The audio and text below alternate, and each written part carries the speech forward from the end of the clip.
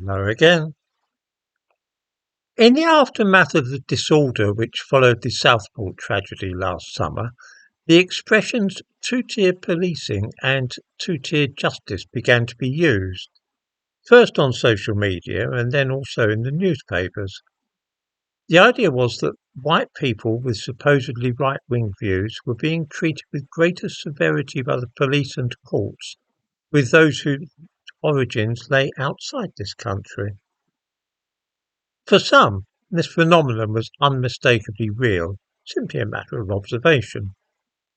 The rumour was that the police and judiciary, taking their lead from the Prime Minister and various other people in the government, had made up their minds that a far-right conspiracy was at work, fomenting disorder and violence in this country. By cracking down hard on those posting inflammatory messages on social media, the riots would be brought swiftly to an end, or so the theory went.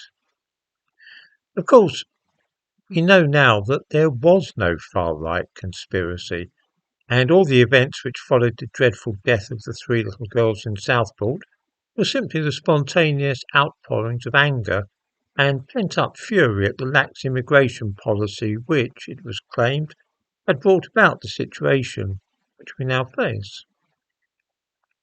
Some social media messages were without doubt a little reckless, but they did not actually lead to the violence. People often speak on social media as they do in their everyday life, using figures of speech which can sound quite bloodthirsty. They're not, of course, meant to be taken literally. In day-to-day life, we remark casually that we could kill this or that person, or that we feel like smashing the Prime Minister's face in, or 100 similar things. We are not, of course, urging political violence when we say that we could smash Keir Starmer's smug face in. It's merely a common way of speech. A middle-aged woman called Lucy Connolly was incensed at the deaths in Southport and most injudiciously tweeted, "Set fire to all the hotels full of the bastards for all I care.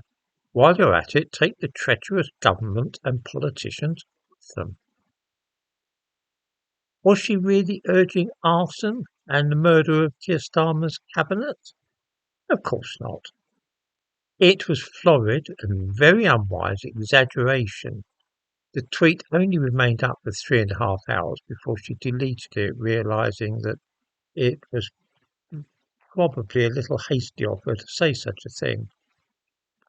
She was, however, charged with distributing material with the intention of stirring up racial hatred, which was quite absurd. She pleaded guilty to this offence, little realising what the consequences would be. She had no previous convictions and was a quiet family woman. The judge sent her to prison for 2 years and 7 months.